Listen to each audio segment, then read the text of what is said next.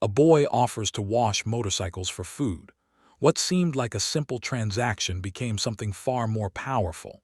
Behind those iron gates waited mentors who would teach him that dignity isn't given, it's earned. But his past held secrets that threatened everything, and one letter would change the course of his life forever. If you're new here, subscribe and comment your location. Now enjoy this story. The sun wasn't even up yet when I walked through those iron gates. My stomach had been empty for 2 days straight and my hands were shaking, but I kept them stuffed in my pockets so nobody would see.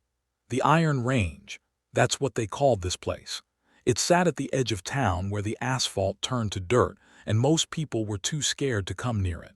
Big motorcycles lined up in rows, chrome and steel catching the first light of morning. I was 13 years old and I knew exactly what people thought when they saw me. Skinny kid, dirty clothes, probably looking for a handout, but I wasn't going to beg, not today, not ever again. There was a woman sitting on a wooden bench near the bikes. She had gray hair pulled back tight, wearing a leather vest with patches all over it. She was drinking coffee from a metal cup, and she watched me the whole time I walked closer. Her eyes didn't blink much. They just studied me like I was something she was trying to figure out. "Morning," I said. My voice cracked a little, but I kept my chin up. She didn't answer right away, just took another sip of her coffee. "I want to wash your motorcycles," I said. "All of them. I'll scrub every inch. I'll make them shine like they're brand new. I just need one meal, that's all I'm asking for. Let me earn a sandwich." The woman tilted her head. "You're not begging." "No, ma'am, I'm working. There's a difference." She stood up slowly, and I realized she was taller than I thought. Strong, too. She walked over to the nearest motorcycle and ran her finger along the side. When she held it up, there was a layer of road dust on it. "What's your name, kid?" "Daniel," I said. "I'm Roxy," she said. "And I've got a deal for you, Daniel. You wash every single bike in this lot. You don't miss a spot, not one. If I find even a little bit of dirt, you walk away with nothing. But if you do it right, I'll feed you. Deal?" I nodded, "Deal." She pointed to a hose and some buckets near the garage. "Water's over there, soap too. Get to work." I didn't waste time. I filled the buckets, grabbed the soap, and started with the first bike. My hands were cold and the water was colder, but I didn't care. I scrubbed the chrome until I could see my reflection in it. I wiped down every spoke in the wheels. I got on my knees and cleaned the exhaust pipes. I wasn't just washing these bikes. I was treating them like they were pieces of art. After about an hour, I noticed two men watching me from the garage. One was huge, with a beard that went down to his chest. The other was younger, covered in tattoos. They didn't say anything at first. They just stood there with their arms crossed. The big one, his name was James, I learned later, walked over and crouched down next to me. "You missed a spot," he said. My heart dropped. I looked where he was pointing, but I didn't see anything. Then he grinned. "Just kidding, kid, you're doing good work." I let out a breath I didn't know I was holding. The younger one, Mark, leaned against the garage door. "Where'd you learn to clean bikes like this?" "I didn't," I said. "I just pay attention." James laughed. It was a deep, rumbling sound. "I like this kid." By the time the sun was fully up, I had finished half the lot. My arms were sore and my back hurt, but I kept going. Roxy came back out and inspected every bike I'd done. She didn't say anything, but I could tell she was impressed. She ran her hand over the metal, checking for missed spots. There weren't any. "Finish the rest," she said, "then we'll eat." It took me another 2 hours, but I finished every single bike. 23 motorcycles, all of them gleaming. When I stood up, my legs almost gave out. I was exhausted, but I felt something I hadn't felt in a long time. Pride.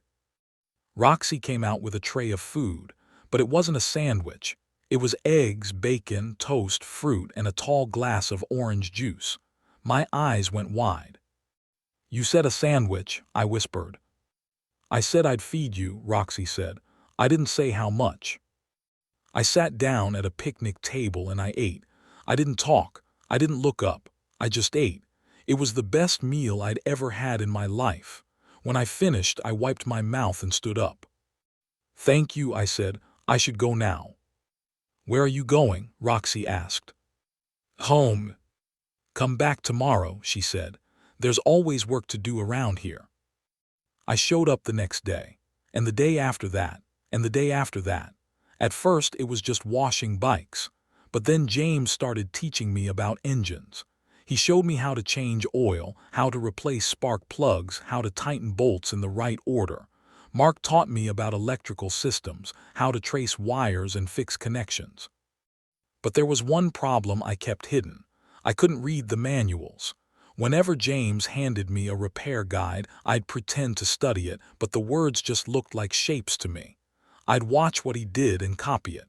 I learned by watching, not by reading. One afternoon, James caught me. He handed me a manual and asked me to read the instructions for replacing a carburetor. I stared at the page for too long. My face got hot. I tried to make up an answer, but James just shook his head. "You can't read, can you?" I wanted to run. I wanted to disappear, but I just stood there. "It's okay," James said. "I couldn't read either when I was your age." I looked up at him. "Really?" "Really," he said, "but somebody taught me, and now I'm going to teach you." We made a deal. Every day after I finished working on the bikes, James would sit with me and teach me letters, then words, then sentences. It was hard, harder than fixing engines, but I didn't quit. Weeks went by. I got better at reading. I got better at fixing bikes. The people at the iron range started treating me like I belonged there. Roxy always made sure I ate. James taught me something new every day. Mark let me use his tools. Then one afternoon, a letter came. It was addressed to my mom, but Roxy opened it because she knew my mom wouldn't. It was from the city council. It said I hadn't been to school in months. It said our electricity had been shut off. It said my mom was being investigated for neglect. Roxy read the letter out loud to the group. Nobody said anything for a long time. "Is this true?" she asked me. I nodded. "Yeah, the lights don't work anymore. My mom, she's not doing good. I've been coming here because I needed to eat, and because it's the only place that feels safe." James stood up. "We're not giving you money, Daniel. Money disappears, but we're going to give you something better." 3 days later, they brought me a gift. It was a workstation, a small desk with a solar panel attached to it. It had a lamp, a charging port, and a storage box for books. It ran on sunlight, so I could study even when the power was out. "You're going back to school," Roxy said, "and you're going to pass, because we're going to check your homework every single night before you touch a wrench. Understood?" I nodded. Tears rolled down my face, but I didn't wipe them away. For the first time in my life, I had people who cared, not because they had to, but because they wanted to. Months passed and everything changed. I went back to school. I sat in the back of the classroom with my head down, trying to catch up on everything I'd missed. The other kids stared at me. They whispered. They knew I was the kid who disappeared, the kid whose lights got shut off. But I didn't care anymore. Every night I'd go to the iron range and James would check my homework. Roxy would quiz me on my spelling. Mark would help me with my math. I was learning two lives at the same time. At school, I learned history and science. At the range, I learned how to rebuild a transmission and wire a headlight. Both places were hard. Both places pushed me, but I didn't quit. Then one day, Roxy came to me with a flyer. It was bright yellow, and it had big letters across the top. Regional Youth Engineering Fair. "You're entering this," she said. I looked at the paper. "I can't. Look at the other kids who enter these things. They have money, they have fancy equipment. I don't have anything." "You have us," Roxy said. "And you have a brain that works better than half the people I know. You're entering, end of discussion." The next few weeks were a blur. James helped me design a custom engine using parts we'd scavenged from old bikes. It wasn't pretty. It was made from rusty metal, old bolts, and pieces we'd found in junkyards, but it worked. It ran smooth and quiet. I called it the Iron Heart. The day of the fair came and I was terrified. Roxy drove me there on her motorcycle. When we pulled up to the convention center, I saw all the other kids. They had parents in suits. They had projects with clean white boards and printed labels. They had everything. I had a greasy engine on a wooden cart. "Daniel," Roxy said, "look at me." I turned to her. "You belong here just as much as they do, more, even, because you built this with your hands. You earned this. Now get in there and show them what the Iron Range taught you." I rolled my cart inside. I set up my station between a girl with a solar-powered robot and a boy with a water filtration system. They both looked at my project and then looked away quickly. I could tell what they were thinking. The judges came around. There were 3 of them, 2 men and 1 woman. They all wore badges and carried clipboards. When they got to my station, they stopped. "Tell us about your project," one of them said. I took a deep breath. "This is the Iron Heart. It's a custom engine I built using salvaged motorcycle parts. Most people throw these parts away, but I wanted to prove they still had value. I redesigned the combustion chamber to increase fuel efficiency by 30%. I used a manual timing chain instead of an automatic one because it's more reliable and easier to repair. Everything you see here was either donated or found. The total cost was $15. The judges looked at each other. Then they looked back at me. "Who helped you build this?" the woman asked. "My teachers," I said. "James, Mark, and Roxy, they're bikers. They taught me everything." One of the judges smiled. "This is impressive work, son." They moved on to the next project, and I stood there shaking. I didn't know if I'd said the right things. I didn't know if my project was good enough. I just knew I'd given it everything I had. Hours later, they announced the winners.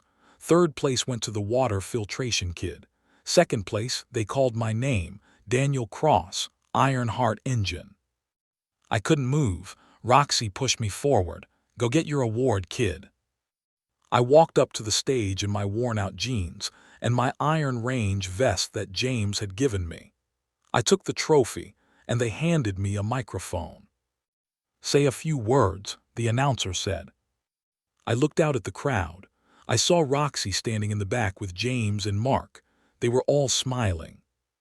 "I want to thank the bikers of the Iron Range," I said. My voice echoed through the room. "They didn't give me money. They didn't give me easy answers. They taught me that dignity is something you earn. They taught me that your past doesn't define your future. They taught me that family isn't always blood. Sometimes it's the people who choose to stand beside you when nobody else will. Thank you." The room was quiet for a second. Then people started clapping. It wasn't polite clapping. It was real. It was loud. When I walked off the stage, Roxy grabbed me in a hug. James put his huge hand on my shoulder. Mark ruffled my hair.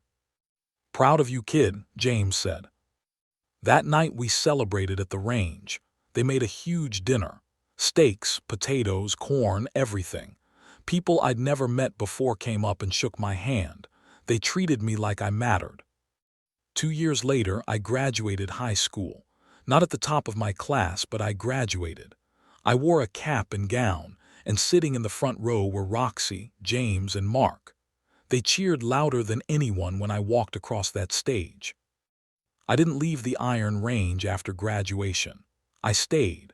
I started working there full-time, fixing bikes and teaching the new kids who showed up hungry and desperate just like I'd been. Roxy gave me my own vest. It was black denim with patches on it. Across the back it said "The Graduate" in bold letters. One morning a kid showed up at the gates. He was young, maybe 12. His clothes were too big for him. His eyes were tired. He stood there for a long time just staring at the bikes. I walked over with a cup of coffee. "You lost." He shook his head. "No, sir, I was wondering if you needed help. I can wash the bikes. I can clean. I just need something to eat." I smiled. It was like looking in a mirror. "What's your name?" I asked. "Paul," he said. "Well, Paul, I've got a deal for you. You wash every bike in this lot. You don't miss a spot. If you do it right, I'll feed you, but it's going to be more than a sandwich. Deal." His eyes went wide. Deal. I handed him a rag. "Water's over there, soap too. Get to work." He ran to the hose and started filling the buckets. I watched him for a minute, and I felt something warm in my chest. Roxy walked up beside me. "You did good, Daniel," she said. "I'm just passing it on," I said, "like you did for me." She nodded. "That's how it works. One kid at a time, one meal at a time, one lesson at a time." I watched Paul scrub the first motorcycle with the same intensity I'd had. He was careful. He was thorough. He had that same look in his eyes, the look that said he was hungry for more than food. He was hungry for purpose. James came out of the garage. New recruit. "Yeah," I said, "his name's Paul." "Think he'll stick around?" "I hope so," I said. "He reminds me of someone." James laughed. "Wonder who that could be." Over the next few months, I taught Paul everything: how to hold a wrench, how to read an engine, how to turn mistakes into lessons. And just like James had done for me, I taught him how to read. We'd sit at the picnic table after work and I'd help him sound out words. He struggled. He got frustrated, but he didn't quit. 1 year later, Paul entered the engineering fair. He built a custom brake system using recycled parts. He won first place. When he gave his speech, he thanked the Iron Range. He thanked me.